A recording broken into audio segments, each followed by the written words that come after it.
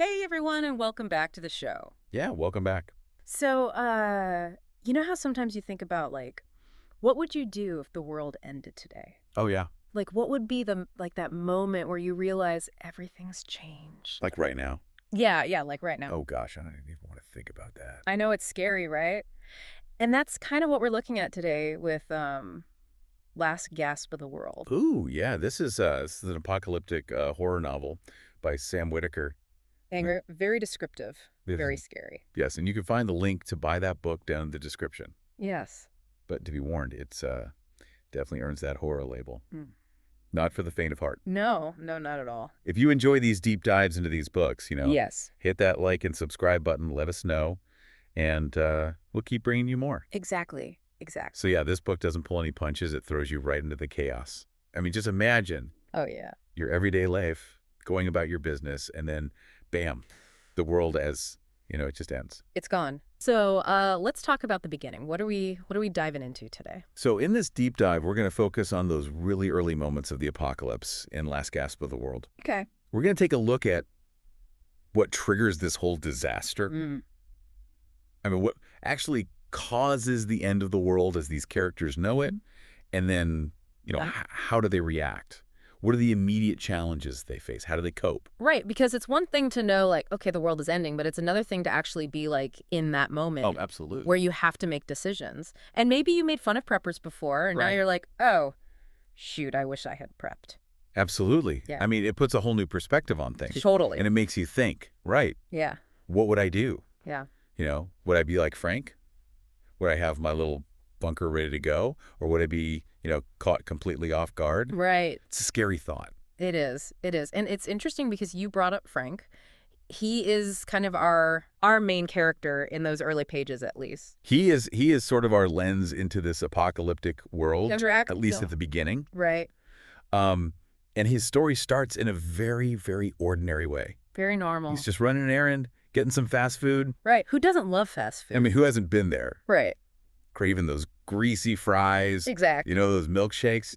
Exactly. So relatable. Uh-huh. And so relatable to suddenly everything changes. Oh, yeah. I mean, one minute he's thinking about his burger, and the next minute, Oh, a car right in front of him explodes Right. in a massive fireball. like out of nowhere. Yeah, just out of nowhere. What is it, like a meteor or? Yeah, it's described as something like a meteor Okay. or some kind of projectile from the sky.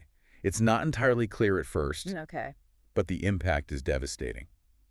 Wow. And almost immediately after that, boom, all the power goes out. Like a blackout. Yeah, a total blackout. Everything electrical just dies. Frank's car, the lights in the fast food place, everything. Wow. It's just sudden darkness and chaos. And so that's got to be terrifying. But is that it?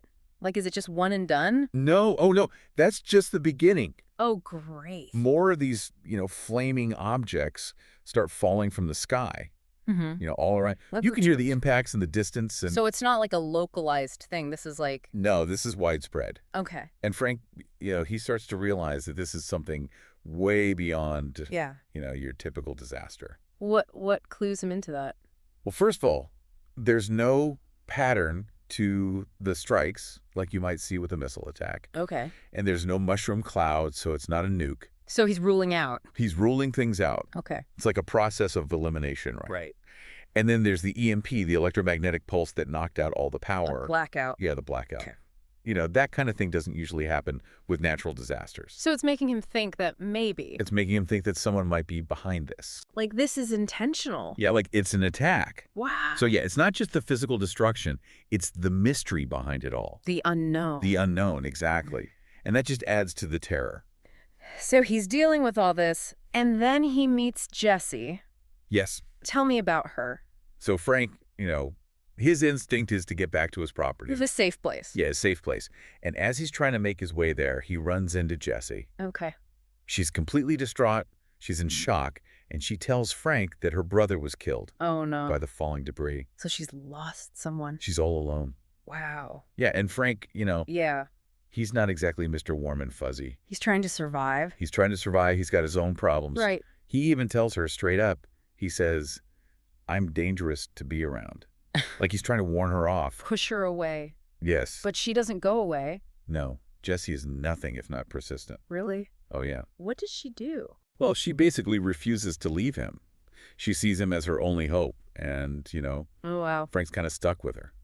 So he doesn't really have a choice. Not really, no. I mean, what can he do? Just leave her there. I mean, it's a tough situation. It's the end of the world. It's the end of the world. And he's got this, desperate young woman clinging to him. And he's not the kind of guy who's, like, used to helping people, is he? No, not really. Yeah. He's a loner, a survivalist. Right. He likes to be by himself. So this is a big change for him. A huge change. But there's something else about Jessie that's interesting. Okay, what's that? She says she has something that might be able to save them, something her brother told her. Save them from what? Like the falling debris? It's not clear at first. She's being very vague. Mysterious. Mysterious, Yeah. exactly. Okay. And it turns out that her brother, Edwin, Yeah. is actually Frank's father-in-law. Oh, wow. So there's a connection A there. family connection that Frank didn't even know about. That's wild. It is. It's like this weird twist of fate, right? Yeah. So now he's even more entangled with her. Oh, God. He can't just walk away. So they're making their way back to his property, and they encounter a river. Yes, the bridge is out, completely destroyed. Oh. And Jessie reveals she can't swim. Oh, that's not good. No, not good at all. She's totally reliant on Frank to get her across. So he has to help her. He does, but he's not happy about it. I bet. It's another thing he has to add to his list of worries. Exactly, and it shows, how vulnerable Jessie is. Yeah. And how much she needs Frank. So they finally arrive at his property. What's it like? Oh, that's not your average suburban home. This place is a fortress. Really? Oh, yeah.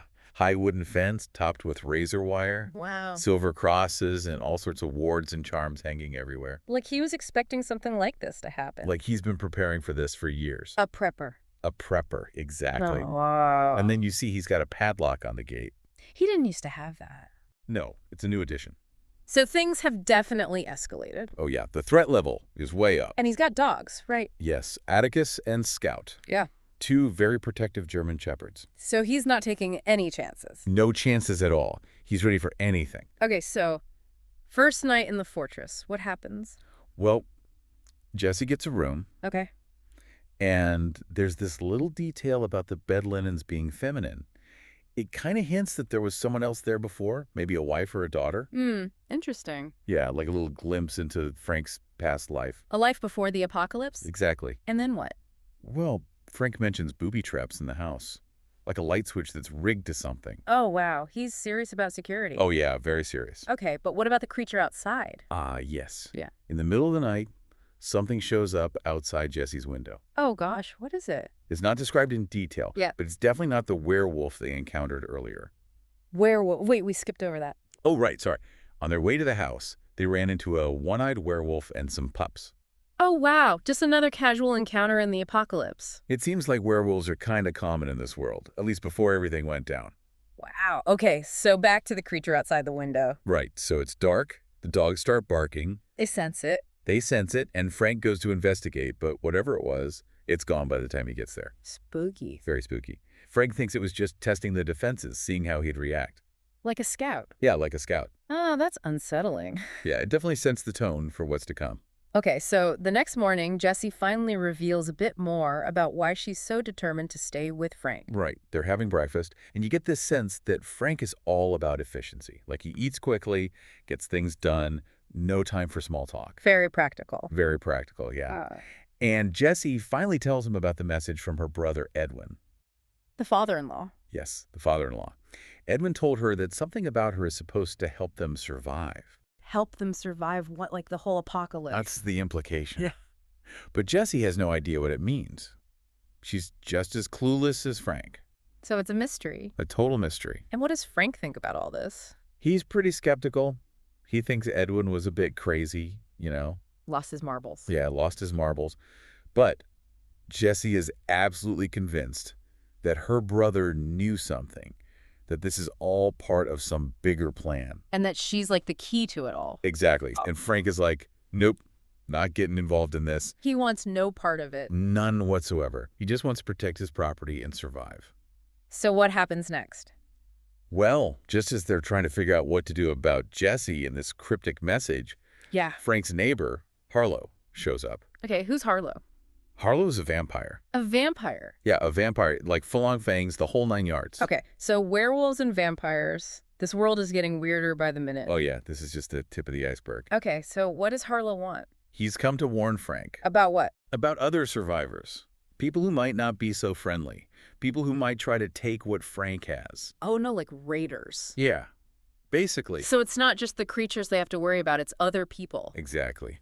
Human nature at its worst, right? Right. When things get desperate, people do desperate things. So Harlow's being a good neighbor, looking out for Frank? Yeah, in his own way. He's not exactly the chatty type, but he's definitely concerned. Okay, and does Harlow mention anything about that creature outside the window? He does.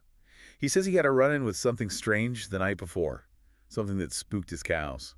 So it's not just Frank who's being watched. No, it seems like this thing is scoping out the whole area. And Frank tells him about shooting at it. Yeah, Frank confirms that he also encountered the creature. That he even took a shot at it. It didn't seem to slow it down much. Whatever this thing is, it's tough.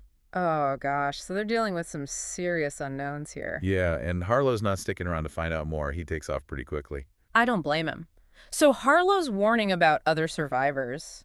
Yeah. Does it turn out to be true? It does. Not long after Harlow leaves, a group shows up at Frank's gate, led by these two people, Earl and Dee Dee. Okay. And they are not there for a friendly chat. Oh, how do they want? They want supplies. They basically demand that Frank shares what he has. And how does Frank react? He's not having it. He tells them to get lost, reminds them how they used to make fun of him for prepping. Oh, I bet that feels good, to be proven right. I'm sure there's a part of him that enjoys that, but it's a dangerous situation. Right, because Dee Dee is described as pretty threatening. Oh yeah, she's not messing around. She's clearly willing to use force to get what she wants. So it's getting tense. Very tense. Yeah. But then something unexpected happens. What happens? The creature, the one that was lurking outside the window, Oh no. it attacks. The raiders. Yeah, it just comes out of the woods and launches itself at Earl and his group. And we finally get a good look at it. We do, and it's terrifying. It's described as this dark gray, gangly thing, vaguely humanoid, but with extra arms. Extra arms. That's creepy. Super creepy. And it just tears into them, ripping and tearing flesh with these horrible burbling, growling noises. Oh my gosh. It's brutal, and it's clear that this thing is not playing around. So what do Frank and Jessie do? They fight back. Frank grabs his shotgun. Jessie has a rifle. They're prepared. They are. And they manage to hit the creature. They draw black blood, even blow off a chunk of its flesh. So it can be hurt?